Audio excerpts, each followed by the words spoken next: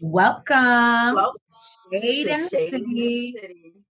I'm Treese, It snows. and today we are here to review episode 7 of Power Book 2. So let's get into it, y'all. Let's get shady. Make sure you hit that like button when you come in for the review. And make sure you're leaving the comments. We appreciate you guys. We see more of you, and we're loving it. Let's have conversation. Let's get shady.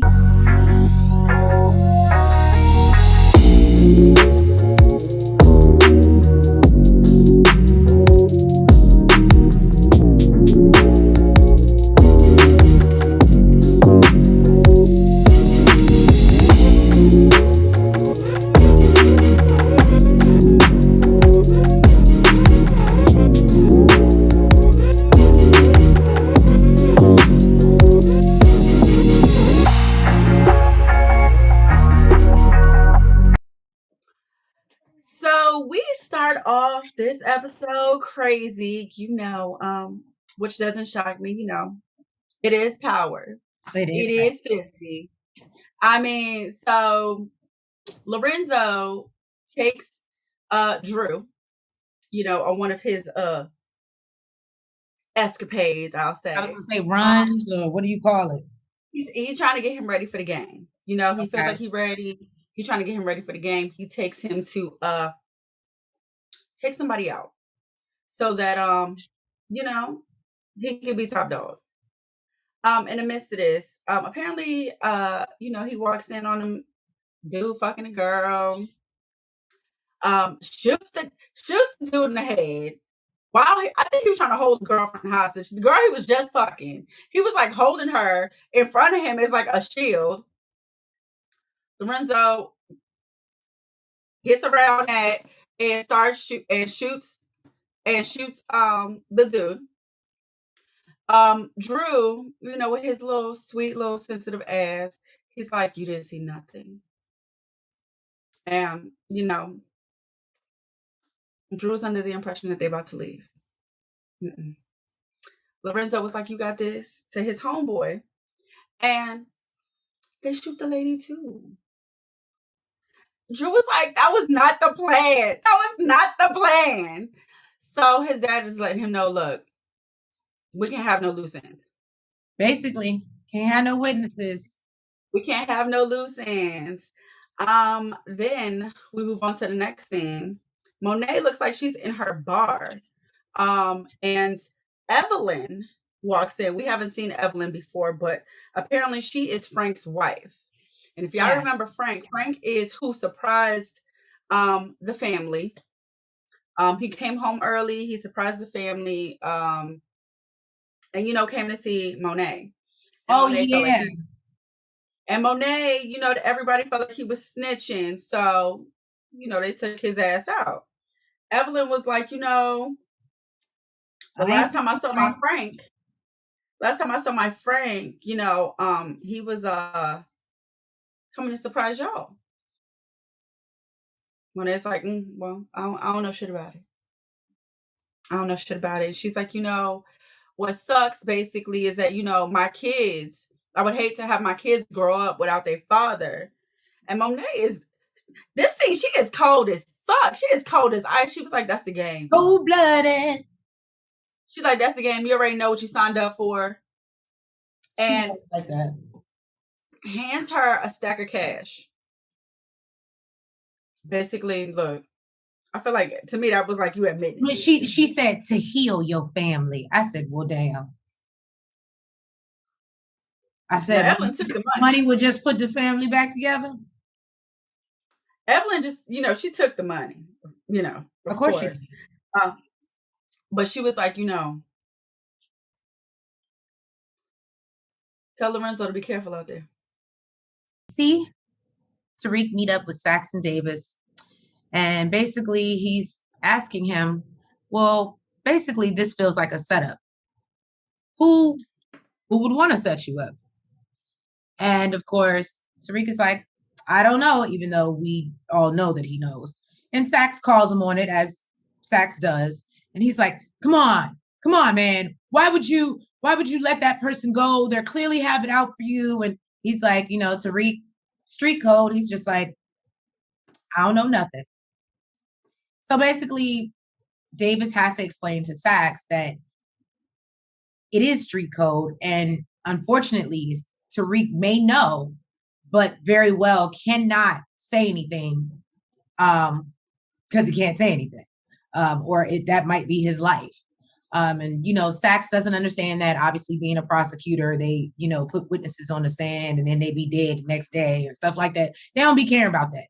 So Sachs isn't really here for it. And actually, for once, it's like I believe he's innocent, and I just think it's crazy. He won't let us help him, and unfortunately, he's seen too many things in his life to know that talking to you is not going to be a help, Sachs. Sorry. I'll let you get into the next scene. So then Lorenzo gets back home with Drew. Monet is sitting up waiting for them, and she is pissed the fuck off. She's like, y'all forgot about dinner? Like, where the fuck y'all been?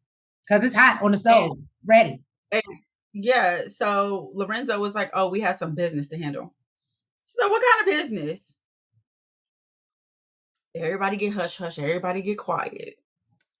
Drew get all He tells Drew to go upstairs. This grown folk business. Y'all don't take your ass upstairs. So, Monet is not with it. Before Lorenzo brought his ass home, she was trying to get out the game. Lorenzo trying to get deeper in the game. So they have words, back and forth. She's like, sir, like, what are you doing? Like, he's like, she's like, why are you doing this? He got shot. Like, I'm trying to get us out the game. And he's like, out the game? Like, this is the game. And he's going to be a part of it. And he needs to. Like, that's part of the game. And she's like, okay, but there's a safer way to play it. Like, we don't got to do this. I had our business off the streets. And now look at you. Ruining every fucking thing I work for, basically. And so basically, she breaks down to him, like, what this whole plot that she had with Zeke and moving forward and doing it professionally. And she knew, I feel like she knew better. I knew better. Okay? But you married someone, you knew damn well you shouldn't have told no shit like that. He's like, I would never live off another man. What did you expect him to say? He said, I am willing to die to protect my family. What did you expect? What did you really expect? She should have just.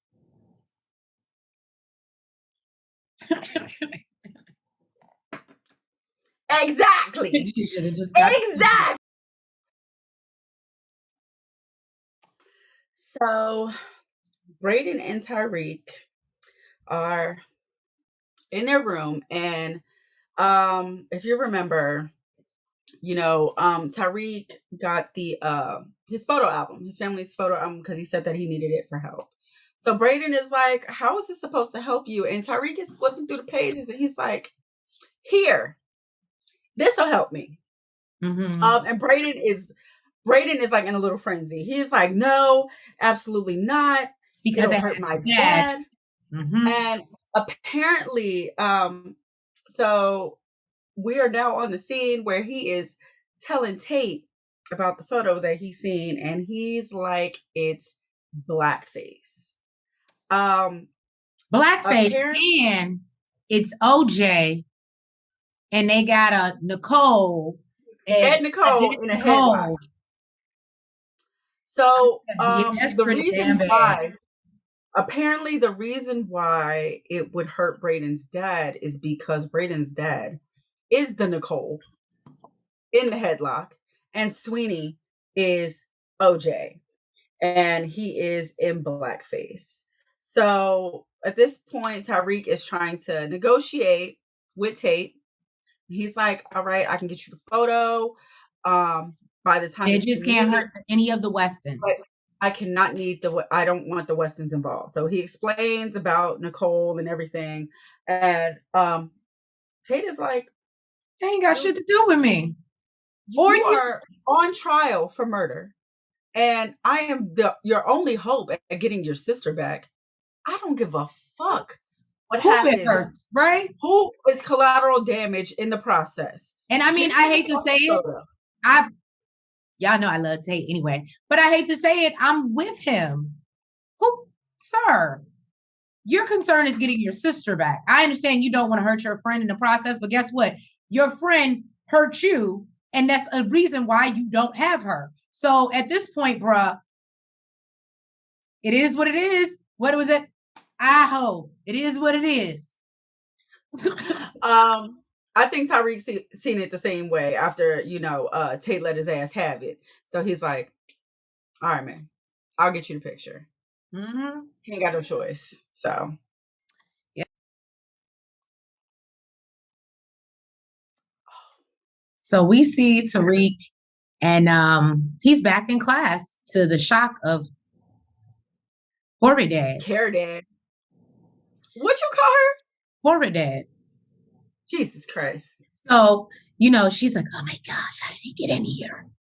And basically, she swore up and down they was not gonna see him no he's more. going to jail for life, for the rest of his life. Well, guess what, bitch? I'm back. So Tariq is back in the classroom, and so of course she has to start off the conversation. And Tariq, what are your thoughts on this? And they talk about just what was it about control? The subject was people making decisions for others. Yeah. And Tariq basically says that it's a part of life. People do it all the time. They make decisions for others. Mm-hmm. And light skinned Keisha references the police do it all the time, thinking they're protecting and serving. Mm-hmm. When in all actuality, they're harming you, or harassing, whatever you want to call it, or both, or both. So it was also brought up in class that Lauren, they found drugs. The police found drugs in Lauren's dorm room. And apparently Tariq didn't know anything about this. He was late. He was late at a party. So he runs after her after class and he's like, Lauren, why didn't you tell me? Like, what's going on? And she's like, oh, well, I thought you knew. Everybody else did. Even though they weren't mine, they brought me into the station. So he's like, well, I just wanted you to be honest with me. And she's like, you weren't honest with me? When was you ever honest with me? And he's like, oh, well, that was to protect you. Here we go, making decisions for others is basically right? What she said. And she's like, look, you made the decision for me that we are not together anymore. So I don't even need to finish this conversation with you. And really, I need to get ready for my speech for later tonight.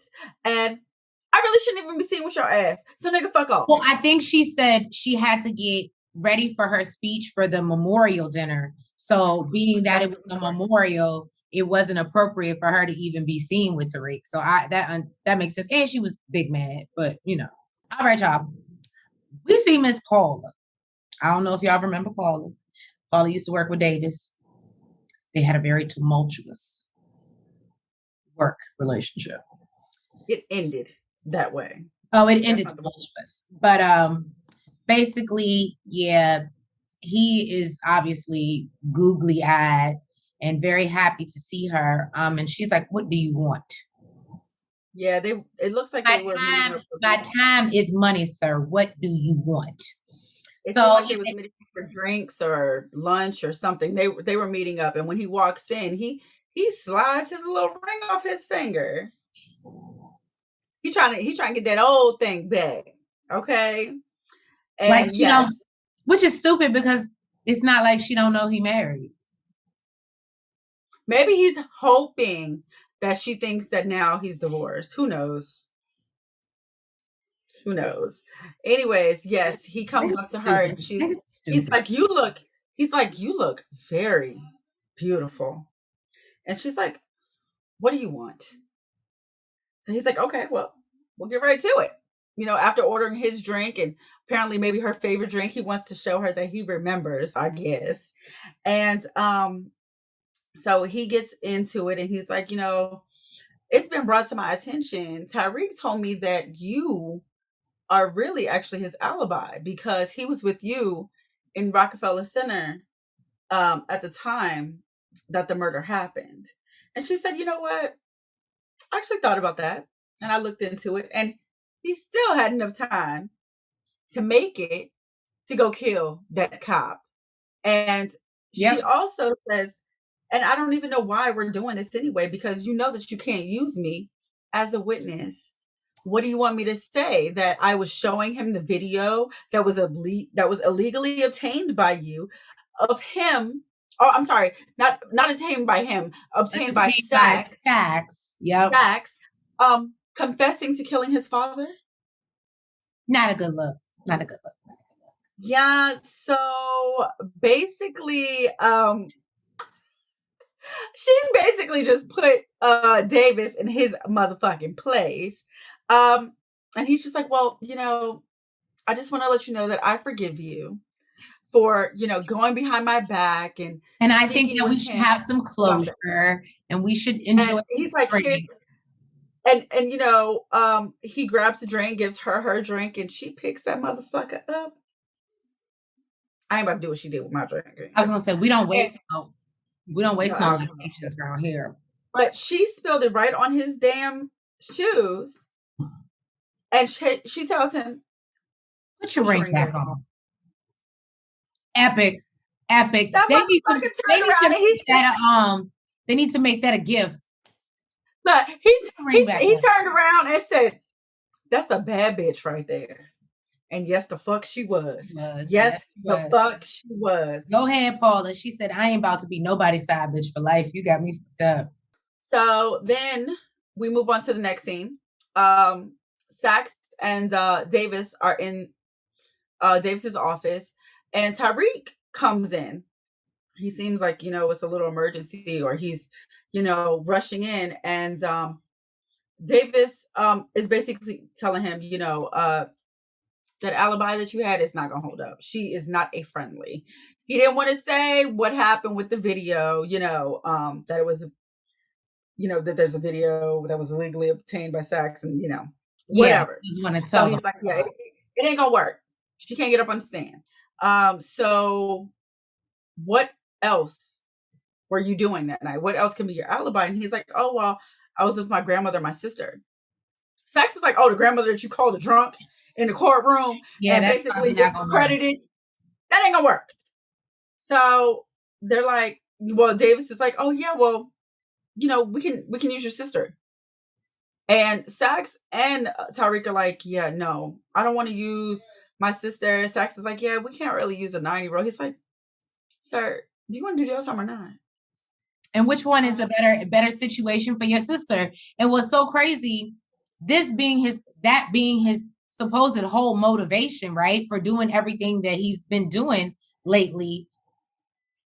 It seems like he's never thinking about that, when like it's like people have to keep reminding him what I he's think he just didn't want to put his sister through that. He didn't want to have her up on stand, being questioned, being interrogated. I understand it's a lot for a 9-year-old. So really, he knows that Davis comes up with solutions outside of, a lot of other lawyers. So yeah. I think by him saying, yeah, I don't want to put my sister on the stand, I think he expected Davis to come up with something else. I don't think it wasn't that he wasn't thinking about his sister. He was just thinking about that isolated incident. Um, but then Davis is like, so that ain't why you came in here. What's the emergency? What's going on? Which one here? And Tyreek is like, I just found out that my ex got popped for having drugs in her dorm room, and I was just wondering if it had anything to do with this case here. Davis is like, well, that's unlikely. What's her name? And he said Lauren. I don't remember the last name. But Sax, I think it rung a bell in Sax's head because he's like, what does she look like? And Tyreek pulls out a picture. Well, Davis is like, well, what does that matter? And Tyreek pulls out a picture and he's like, okay, well, just in case, we come across her, or we cross her path or whatever. And he's like, no, but I would just stay away from her. Basically. So Tyreek is like, okay, all right. And he leaves. And Davis is like, homie, that was weird. Even for you. Okay, you're a weirdo, but that was a little extra weird. And he's like, yo, I saw her in Jenny's office. She's definitely a prosecution witness for sure. She's the ops. The ex. She's the ops. Drew and his friend, what's the boy name? Everett. They having nasty time, sexy time. They having sexy time with each other. And basically, they and then they what's the man name? Sax 2.0. Well, let's back it up for a second. So Drew was like, let's get something from Course Correct. And Everett is like, nah, it's too hot, especially after they found that badge in Tyreek's room. And he's like, what? So apparently Drew has been kept out the loop. Drew was like the only one apparently that don't know. Yeah. So he's like, yeah, he was like, they found the badge in Tyreek's room. Good thing that Zeke is no longer living with him because he really could have went down for the murder. Drew was like in complete shock. Then there's a knock at the door. Go ahead, Trace. Tell him about your favorite man. 2.0 show up. Whitman. He's like, hey, let's have a talk. I want to talk to you about your statement that you made in regards to Professor Reynolds' murder. And he's like, it was about the gang attack. About the gang attack. Oh, about the gang attack. Or no, it was the gang attack but was it on Zeke? Okay. So yes. I'm just trying to skip to get through the good part, y'all. So she ready. Now, y'all can watch it if y'all really care that much. But anyway, so yeah, he's like, I'm not giving a statement. We're not talking. Please get out the front of my door. Obviously, he's nervous because you got Drew hiding in the closet, trapped in the closet, and doing all that. That was that scene. And then we get to motherfucking Dante Spears. Who is that? Did you say his government? Who is that? That is Mecca, y'all. Apparently, he done had 3 names this whole goddamn season. First, he was Slime or something like Slime. Yeah, he was Slime. Then Mecca. Now he Dante Spears. I said, well, damn. Talk about switch it up, make him feel like you're cheating. Woo. So Dante rolls up on Zeke and introduces himself. And he's like, I am your father. No, he was like, so. Goddamn, Tracy.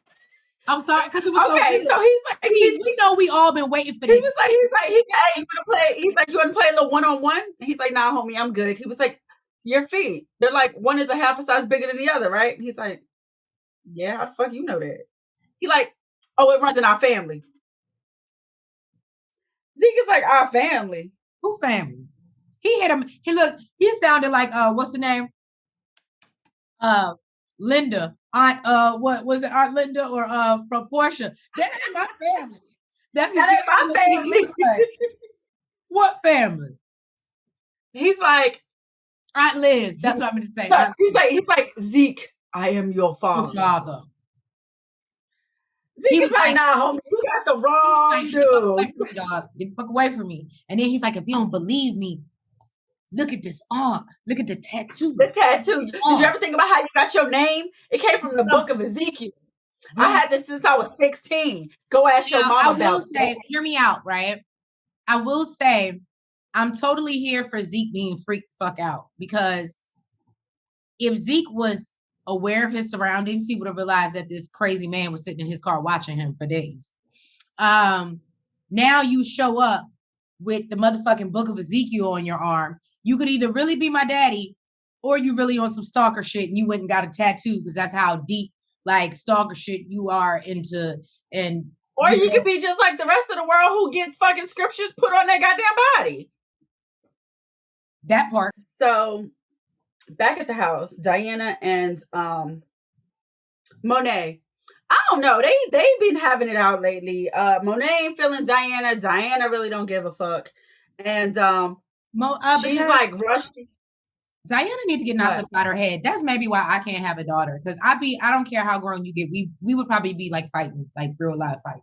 Like, Well, Diana doesn't understand because I mean it's your husband. Like I would think that you'd be happy that I brought your husband home.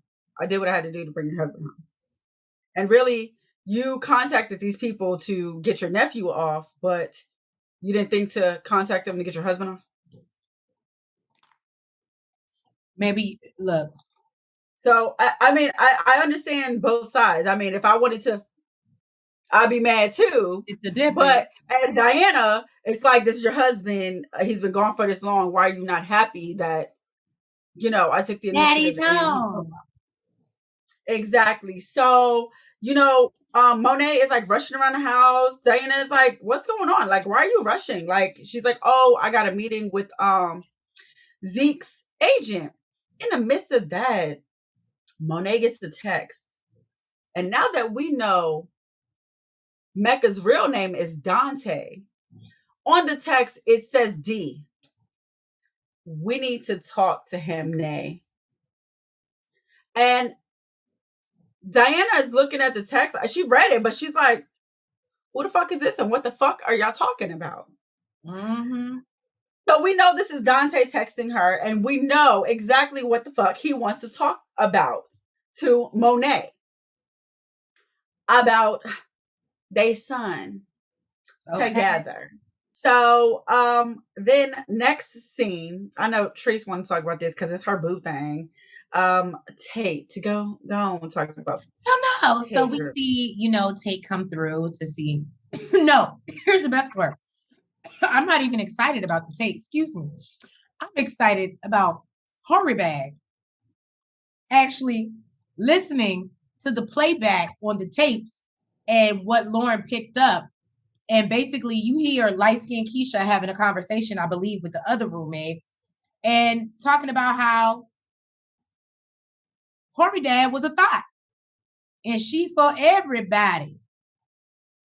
That's what was said on tape.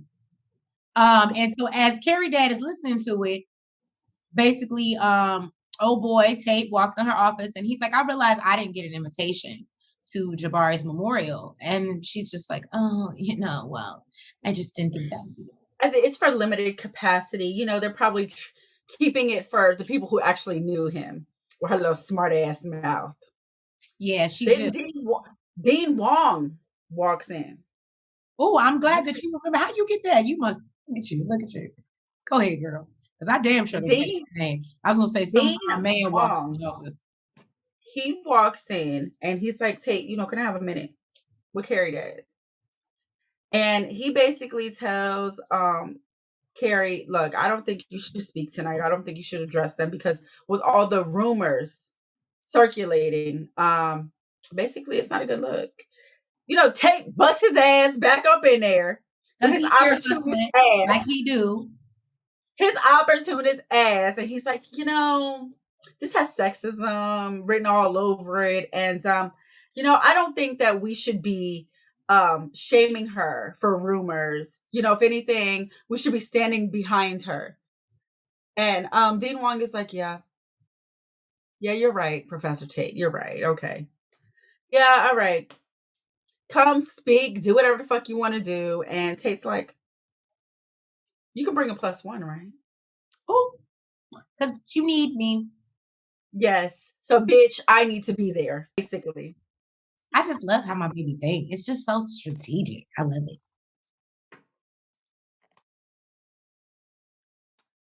Y'all. Who is the father? Who is the mother? Do we know? We know. Zeke is the only one that don't know. Right. So we know. I should say Monet catches Zeke and he missed the meeting with the agent. So she's very upset. And he's trying to leave. He's like, I need to go talk to my mom. Okay, stars. I need a question answered. Who the fuck does he think his mom is? Exactly. Can we meet that person so it can make more sense? Is that her sister? I was gonna say, who is it to Monet? Is it a grandma? Like, give us a little bit more because this hanging in the balance, and then they probably go show her at the end. But Monet sits this boy down.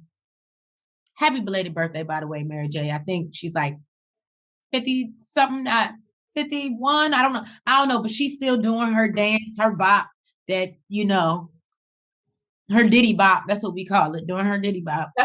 She's still doing it. She still got it. And like she's still 20. We ain't mad at her. Go ahead, Mary. So anyway, Monet sits down and tells Zeke that basically his daddy what was in jail and was never going to get out. Has life. And he's going to die in jail. And that Dante is a con man and just trying to ride his coattails. And I was like, yo, Monet's so smart. Cause didn't I say, I was like, yo, that's how you got to sell it, right? You got some strange man walk around sitting outside watching you play basketball. Now he going to get tattoos and shit. And he even said, thank you, Zeke, for supporting my thing.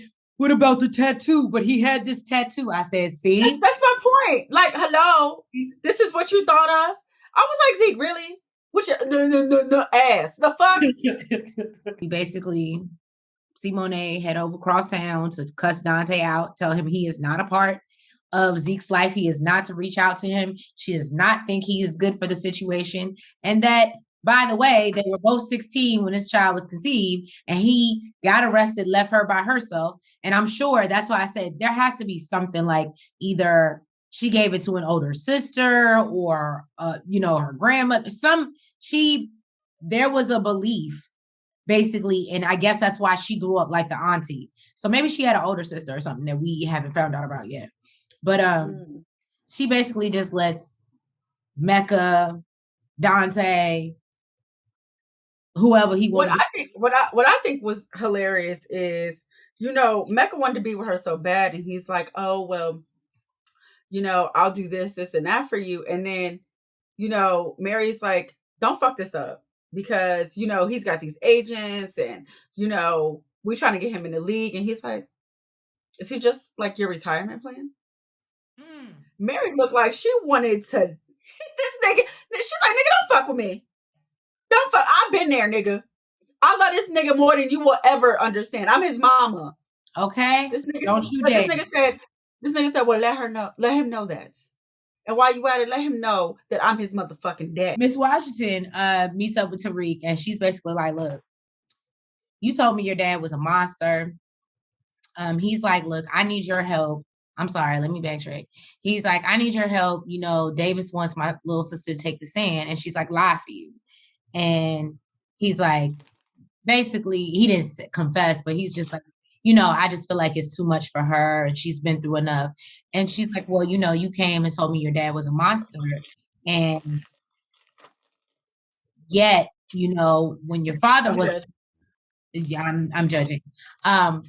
They were like, but yet when your father was alive, you were basically like all these bodies were collecting around him. And now that he's gone, she thought that the bodies were going to stop. But all these bodies are still collecting around. But I'm wondering if she was saying that she thought it was Tariq that was doing it. I didn't understand where she was going with that. Or if it's that's a great question. So she's like, I need the truth from you. So he explains, the situation with what's the boy name? Ramirez. And basically that he was putting this in Jabari. And how he was putting. He's like, she got him there. He was like, oh, I didn't kill this cop. She was like, but did you kill the professor? No. You know what she meant. She knew that he killed the other cop. Oh, yeah. The one why his sister got killed. I was like, oh, damn, dig. But then she asked about the professor. And, you know your history. And then, he let it be known, like, I was put in predicament and it was either me or him, basically. And she's like, look, I'm going to tell you something that Davis wouldn't tell you. I can get you a deal. I can offer you a deal. I can get you 5 years. And you'll be out in your 20s. You can still get a job and, have a, you'll still have a successful life. And he's like, 5 years is 5 years of my sister still in the system with a target on her back because I snitched. Is Lorenzo. Lorenzo was dead ass serious about going to meet Mecca. Okay. First And of they all. met. I was surprised. I was like, oh my God, what is going on here? And apparently Drew wanted to be a part of it, but Kane wasn't feeling it, but he stayed there anyway because that's who Lorenzo wants to make, his ace. Right. And basically, he let Lorenzo let it be known, look, I've been trying to meet you for a long time. You know what I mean? And I'm sure my son lets you know that I can be trusted. Mecca's like, yeah, he did, but I don't trust people. And even when I do, I still need to verify. Right. He's like, you understand, right? You know what? First of all, it threw me off that Mecca was even willing to meet him, especially because he knows who Lorenzo is. Lorenzo don't know who he is. You know what Exactly. I mean?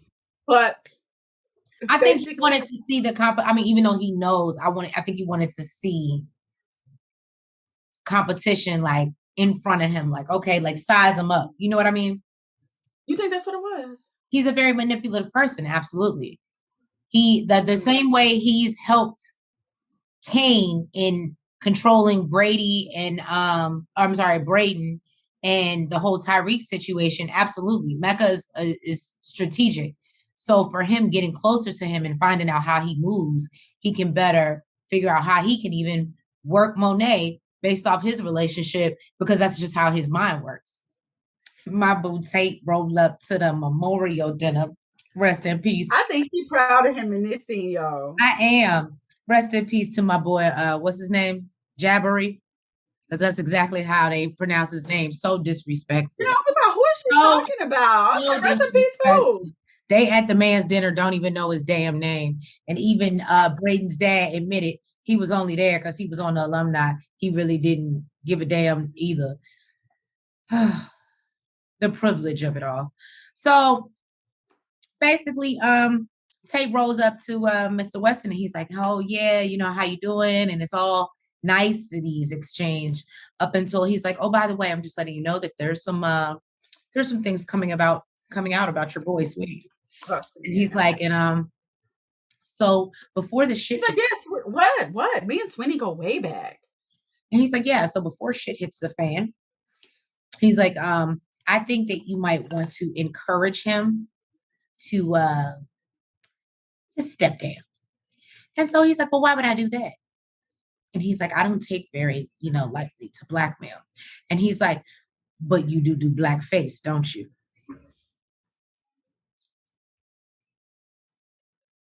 Between Carrie Dad and Lauren, they're there. She's there to give the speech or give her little portion for the memorial dinner. And I guess she's just introducing Carrie. And what's crazy about it is as she gets up to do it or whatever, Carrie Dad like starts tripping. I don't know if it's in her head and you hear all these voices and like people talking about her.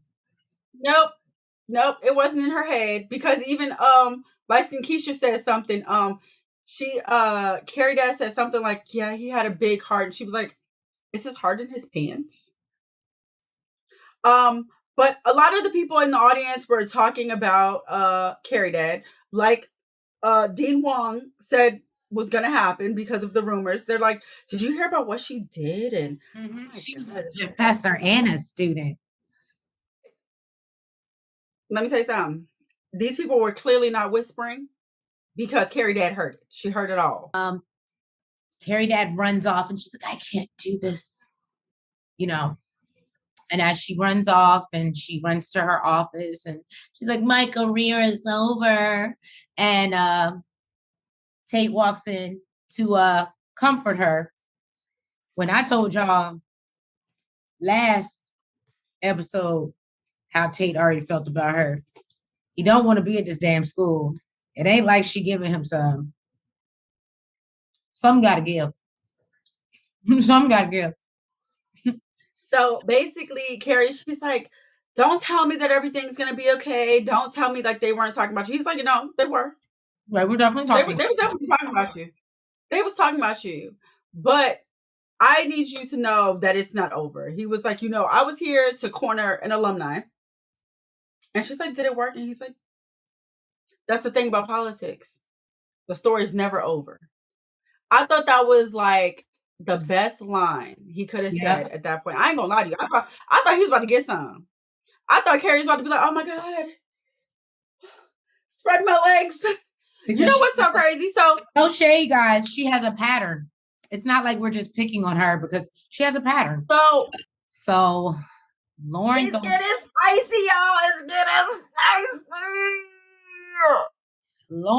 she was gonna come through with her. Oh, I just wanted to talk, and About earlier. I just wanted to apologize for my Treating privilege. you like everyone else when I know that you had your own shit to deal with and I really shouldn't have done that to you. Then Diana's ass popped the fuck up. Randomly. First of all, we didn't even mention, let's not forget, he didn't even let Lauren inside. Yeah. He's talking to Lauren at the door. He didn't even let her inside. Diana pops up and he's like, hey, what's up? She come on in. Come on in. And he's still talking Like, to Lauren at the and he's door. like, and Lauren, I think this is the end of our discussion. Whatever you had to say to me, it's really not that important because I got company right now. And I was like, God damn, Tyree. He did let it be known that his lawyer said, you know what, I shouldn't be talking to you anyway. So No, I think that he said, remember, you said you shouldn't be seen with me anyway. He turned it around on her because she said that to him.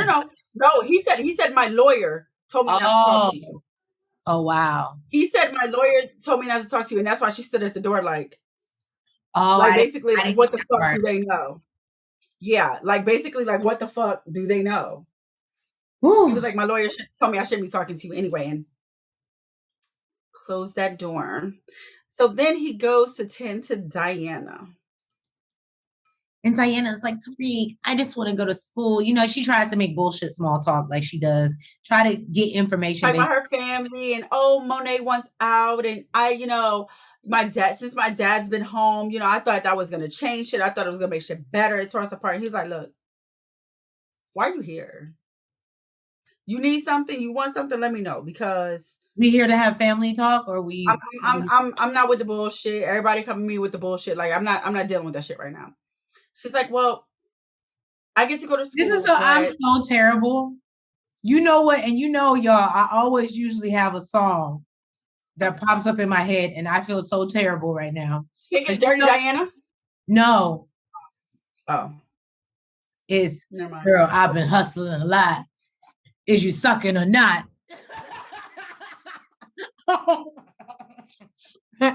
I'm sorry. I think it's really is you fucking or not, but same shit. Here's the word. You know what? Like, why are we both so bad? Because I was thinking Dirty Diana. And you talking about some. Is you fucking or not? Either way, it's bad on both sides. Really, Trace? That's the vibe Tyreek was giving me. He was like, what the fuck are we talking about? We're not over here talking about family issues. Is you fucking or not? What is you here for? I don't think that's what he was saying. I don't think that's what, because they never had sex before. They never really did anything before. So really, it was just like, cut the bullshit. Why are you here? And she lets him know, I'm here because I'm trying to fuck. She's like, I get to go to school, but they're trying to send me here, and I wanted to go to Stanford. He's like, your mom would never let that shit happen. She's like, I don't know why. Y'all don't do course corrects together no more. So Kane and Drew. Drew was in it looks like the living room watching TV, and I guess Kane felt like he could punk him or whatever. He coming in, changing the channel and shit. Like, he over here fucking with him, and Drew was like, yo, nigga, what the fuck is your problem? What is your problem? Right. And Kane is like, these motherfuckers really got you feeling yourself. You really think you about that life? You talking to me like that? You really think you about that life? And Drew was like, yo, you a dumbass. He's smelling himself. Yep. He's like, you are a fucking dumbass. You're a fucking dumb dog with a new master, bitch. You are a dumb ass. He did say that. I didn't remember it in that moment, but he did say that. He did. And Kane is like, nigga, what the fuck you say to me? He was like, how the fuck did Ramirez's badge end up in Tariq's dorm room? Mm. He's like, instead of you asking me about some shit like that, nigga, why don't you talk to your snitching ass boyfriend, who's the whole motherfucking reason why I even had to do that shit? Because if it wasn't for your boyfriend, guess what? Jabari wouldn't have knew your motherfucking name, nigga. And at that moment, that's when oh boy interrupts. They start scuffling, and he like, man, he ain't no snitch, and then they start getting a fighting, and Jesus Christ, it was getting crazy. It was getting motherfucking crazy. They done broke glass and swinging all over the motherfucking place. Lorenzo walked in there. Comes and breaks it up, or really picks Drew off the floor because that's where it was headed. Well, because we know Kane can beat his ass. I mean, yeah, we all know. I mean, he really is Bobby Brown now. I mean, for real. Yeah.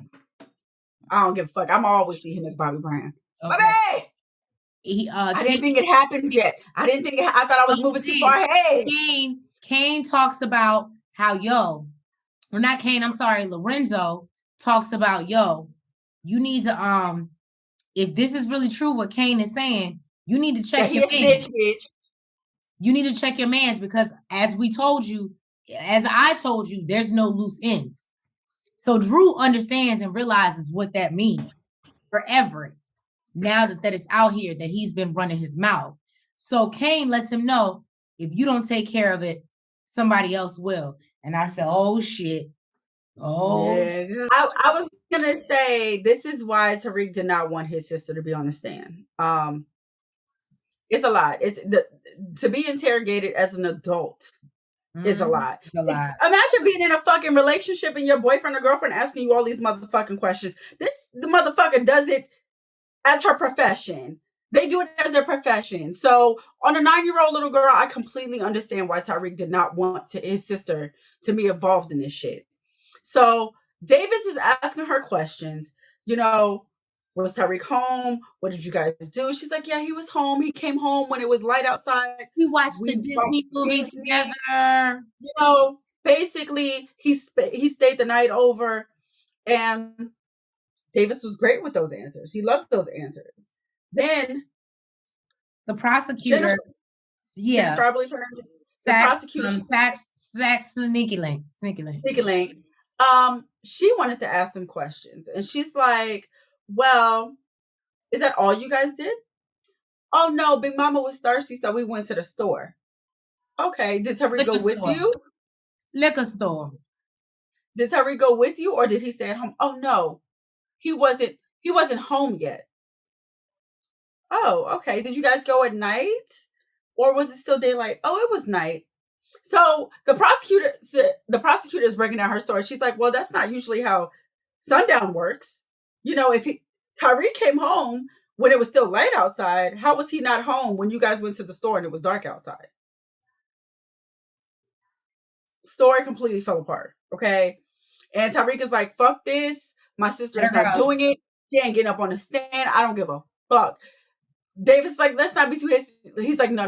This is done. This is done. My sister's not doing this shit.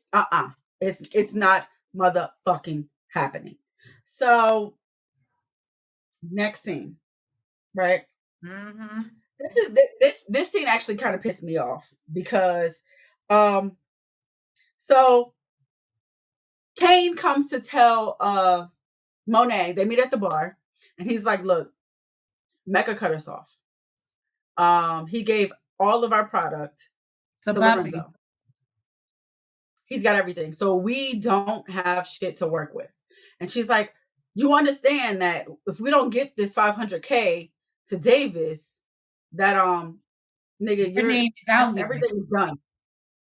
And she's like, figure it out, basically. What pissed me off is this is the shit that Monet does, though. She complains about how Kane moves and what he does and how he makes dumb decisions, but you don't help him to figure it out.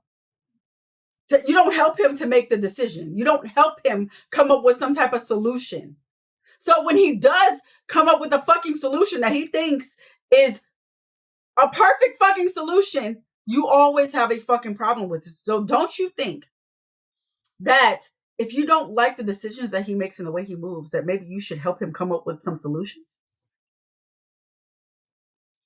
So Sax is at a coffee shop getting his breakfast, or I'm guessing his breakfast, and Miss Washington pops up on him, and she's like, "Look, we need to talk." And of course, it's about Tariq, and she's like, "Look, you need to help him. He didn't do it. You're his counsel. It's your job. Do what the fuck you need to do." Make it And happen. he's like, "Well, I can't really help him because Davis doesn't take deals." She's like, "Look, we know he didn't do it.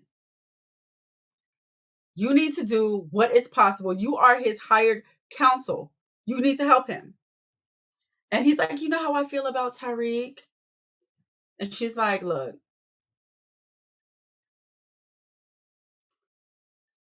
he had a lot of decisions." I'm noticing this episode, a lot of people, they're using the whole decisions made for you, Yeah, which thing. I think So, that's the whole purpose of the conjugal studies class. Is like it gives mhm. you the Like thought of that's what the the episode is episode. about. Yeah, So she's like, he's had a we lot of see you decisions stars made making for people use their brain. I get it. him. We see you, She's like, but that's, we here. we see you. We see you. She's like, he's had a lot of decisions made for him, but I think it's time to let him make decisions for himself. Let him figure out who he is. Um, like you've seen him with his sister. I think he has potential to be a great person. So, we don't get Sax's answer just yet. So we are going to move on to the next scene. And we see Everett. And I thought he was doing some scandalous shit, y'all. I was like, you see Well, him? Drew's seen Everett. Drew is ducked off in his car and he's seen Everett. I'm thinking Everett doing some sneaky link stuff. He got a man, a homeboy coming by, and I'm like, oh, Everett, look at you. You know what though? I didn't get that vibe. I mean, there was another guy, but I didn't get that vibe because he's walking out of the building.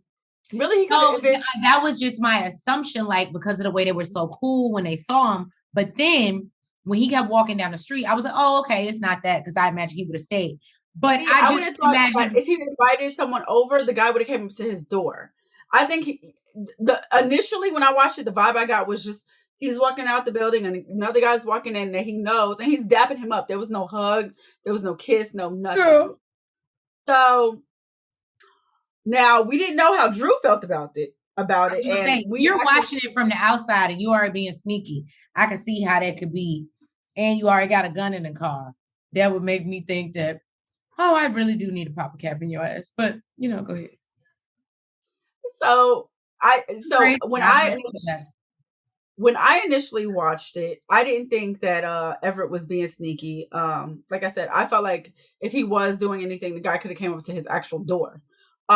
But then I saw Drew reaching for the gun in his glove compartment. I was like, oh, okay, well maybe Drew didn't feel the same way I did. Maybe he didn't like this man dapping him up. That's some you energy. Yes. That's some Tree's energy. Yes. Yeah, she cried. And you know why it's my energy? Because I would have been just like Drew. Let me tell y'all what else happened, right? I would have been just like Drew. This is me in my ski mask. Oh, now I don't even feel bad about putting a cap in your ass. I was thinking about it and feeling kind of remorseful, but now I see you out here dapping niggas up. Oh, I'm about to put a cap in your ass. So then he following them down the street and he get the text and he look at the text and he's like, and it says, what you doing? I miss you. And whose soft, hard ass would have been like, oh, okay, honey, I'm coming to see you later. Let me put the gun away. I'm not going to kill you tonight. It's not going to happen. It's not. So we start off with Davis. He got that guapo. His SUV was beautiful. That is SUV goals. I believe it was a Bentley SUV. Pretty color blue. Davis, I didn't expect anything less since you always car shopping. Sorry, that shit was nice. Nice. Nice. So he get in his car and he got a gun to his head. And of course, we know who Talking got the about gun to his head. the motherfucker who was told to put it, take it in his own hands and handle it. And he's basically, like, Tyreek is the only motherfucker that needs to go down for this shit. And Davis is like, I love the fact that Davis was still kind of talking shit, even with a gun in his head. That And was he was still scared. He was still scared as fuck. He was still scared as fuck, but he was talking shit even with a gun in his head. He was like, that basically, he was like, we wouldn't be in this position if you hadn't planted the motherfucking badge, you dumbass. Yeah. Dummy. And he's like, basically, I'm the only motherfucker that can get you motherfuckers off. And if Tariq goes down, you go down. So me helping Tariq helps you. So all this, Tariq is the only motherfucker that needs to go down for this. Nigga, no. You know what? In that moment, David said, put some respect on my name. Okay? Everybody put respect on Davis's name. They know you in the bind, nigga. As long as you got the bread, call Davis.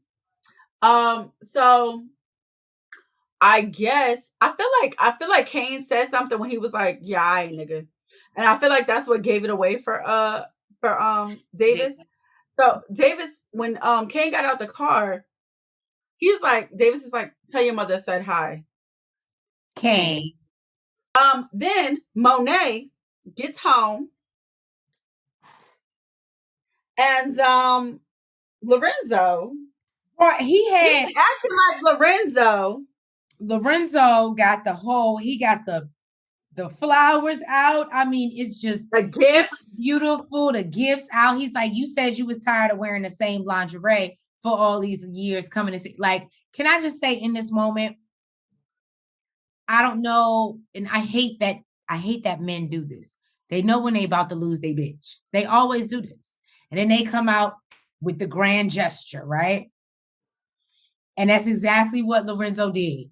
He felt something's off in my marriage. And regardless of what the fuck I'm doing out here, if I'm going to keep tight over here, I got to do something.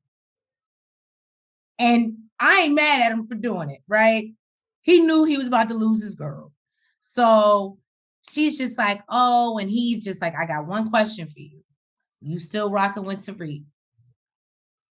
And she's like, no, baby. I feel like she was cold until he asked her that question, because she's like, what's all this? Yeah. Like, I feel like she was still cold to him until he asked her that. And she's like, no, I shut that shit down. And then put her arms around him like, let me just give you some coochie so you can shut the fuck up.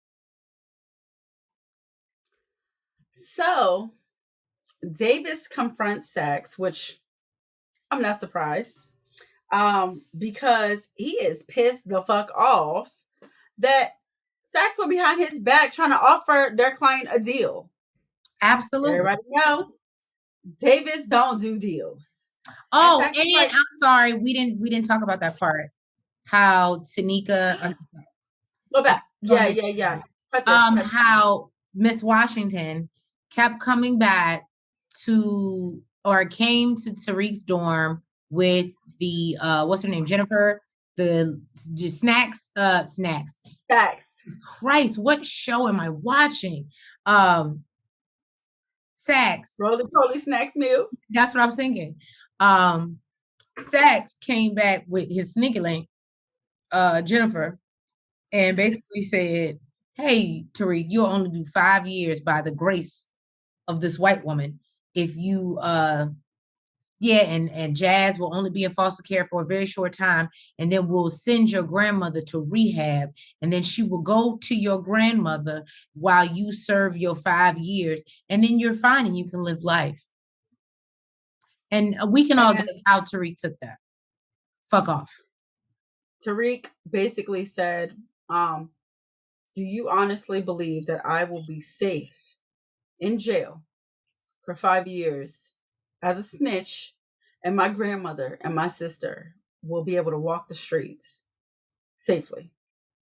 So Sax is then at the bar thinking about what the fuck just happened, and guess who rolled up on him? Davis, as I expected. He is pissed the fuck off that Sax has tried to get a deal. Davis is like, Behind yo, his you back. know. Behind his back. He's like, yo, you know, I we don't don't use. do, we don't do deals. We don't do deals. And Sax is like, well, I mean, it really shouldn't matter because he didn't accept it anyway. So Davis is like, all right, whatever, fine. We need to find out what the fuck Lauren is gonna say. Who was her legal counsel? Sax goes and looks it up, and he is like, oh shit.